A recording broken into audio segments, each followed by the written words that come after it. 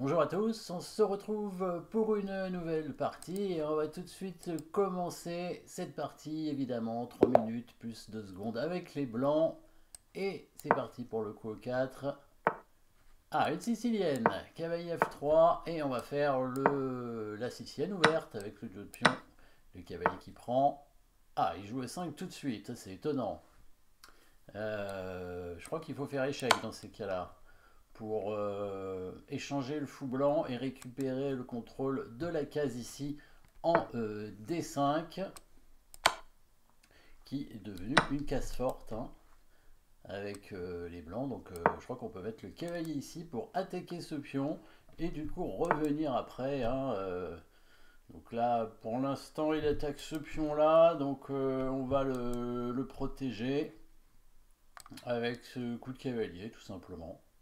Ouais, et puis on attaque toujours ce pion. On pourra faire fou G5 éventuellement. Dame B6. Ah oui, il défend son pion. Bon, on va simplement faire le roc à mon avis. Je pourrais faire fou G5, mais on met le roi à l'abri, très important toujours. Il attaque ce pion. On va protéger. On va mettre la dame. J'aimerais bien protéger cette case encore. Ou alors la tour simplement pour défendre le pion, mais il y aura toujours cette petite attaque ici. Ou alors je mets le fond en E3 pour clouer, hein. Il y a pas mal de solutions. Ouais, la tour on va dire. Ah, et du coup, il veut attaquer ce pion derrière. Il y a le pion ici qui sera en prise. Est-ce que je fous G5 coups intermédiaires pour attaquer son cavalier? J'ai envie de jouer cavalier E3 quand même, mais il peut prendre du cavalier C en E4 pour attaquer le pion F2. Donc ici, on pourrait... oh, je peux jouer simplement cavalier G3 bien sûr, mais on va jouer fou G5 pour voir hein, un petit coup, pour voir comme ça ce que ça donne. De toute façon, il a son roi au centre, hein, même si je donne un pion, c'est pas très grave. Avec le roi au centre, il va lui arriver des bricoles normalement. Il n'a pas... Il n'a pas roqué, il n'a pas mis son roi à l'abri. Tout ça pour un pion, c'est intéressant. Bon, c'est un pion, c'est pas très grave. Bon, il y a ce pion qui est attaqué aussi, mais il peut pas tout prendre. Hein. Donc il a son cavalier attaqué. S'il prend le cavalier en F5, évidemment, je le prends avec le fou. Après, j'aurai le contrôle de la case en D5. Après, il pourrait prendre le pion E4. Voilà, alors là, je vais venir en D5 avec le cavalier pour attaquer la dame. Hein. Il va avoir un souci. Il peut mettre sa dame en C6 encore pour protéger. La case en C7, évidemment. Alors là, on va faire tout de suite la fourchette, bien sûr.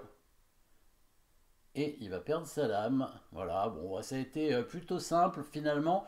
Bon, il aurait peut-être dû prendre le pion E4. Mais vous voyez, hein, en fait, quand le roi reste au centre, vraiment perdre un pion, ça n'a aucune importance. Hein, on va l'attaquer directement. Et puis en plus, il n'a même pas pris. Hein, il aurait pu, je vais vous montrer après comment il aurait pu prendre ce pion en E4. Bon, là, il devra abandonner. Il va jouer avec la dame de moins, peut-être. On va voir. Parce que c'est une menace de mat hein, ici. Hein. C'est une menace de mat, donc la dame est perdue parce qu'elle doit protéger cette case et elle n'a pas accès à la case en D8 puisqu'il y a le fou. Voilà, il abandonne. Donc, regardons. Donc, l'ouverture, c'est une sicilienne ouverte.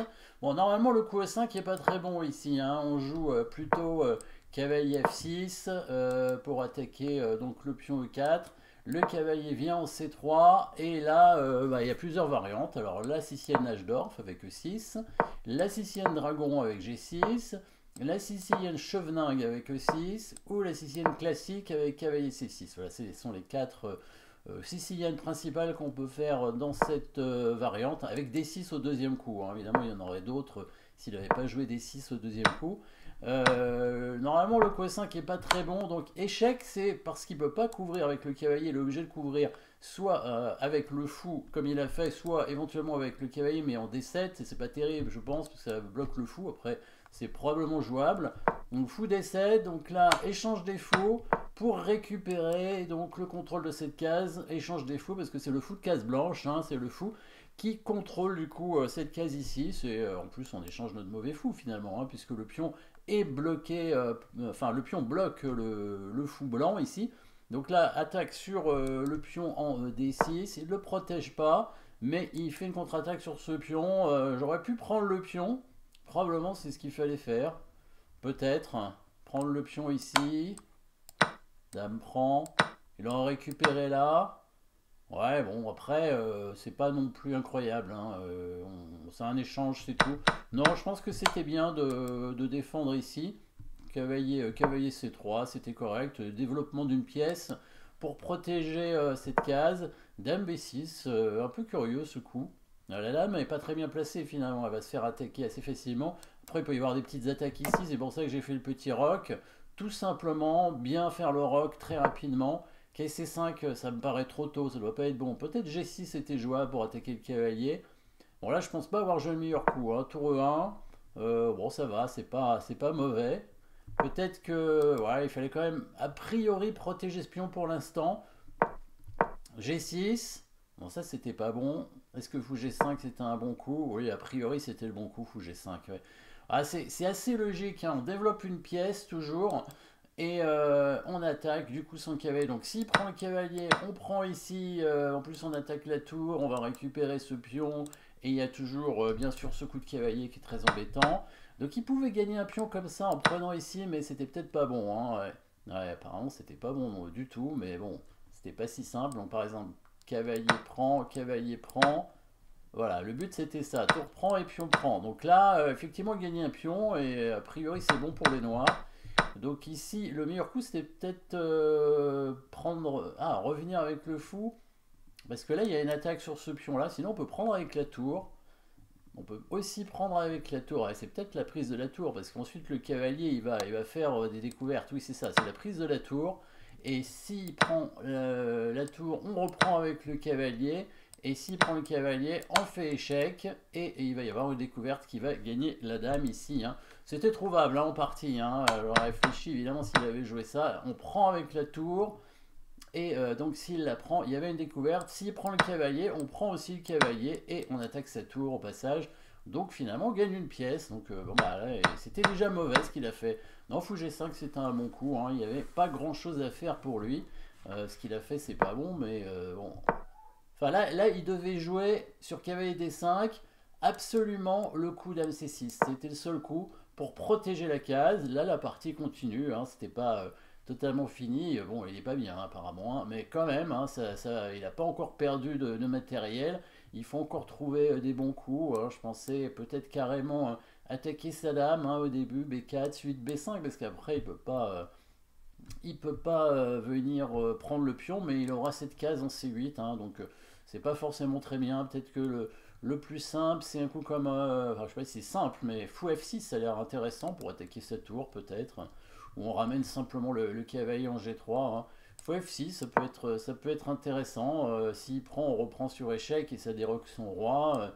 Bon, il peut venir ici. Ah, s'il vient ici, une fourchette. Une amusante fourchette.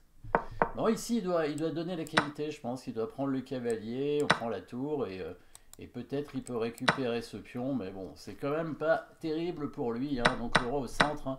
Toujours des gros problèmes, et bon, vous avez vu après ce qui s'est passé, hein. Bien sûr, après dame A5, B4, il abandonne directement. Déjà, il y a une fourchette, mais en plus, il perd la dame, parce que s'il la bouge, bah, il est mat, en fait, tout simplement. Et oui, c'est mat.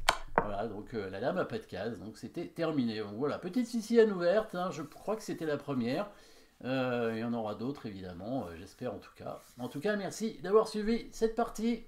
Et puis, n'oubliez pas de mettre un pouce bleu et puis de vous abonner. Merci à tous. Au revoir, à bientôt.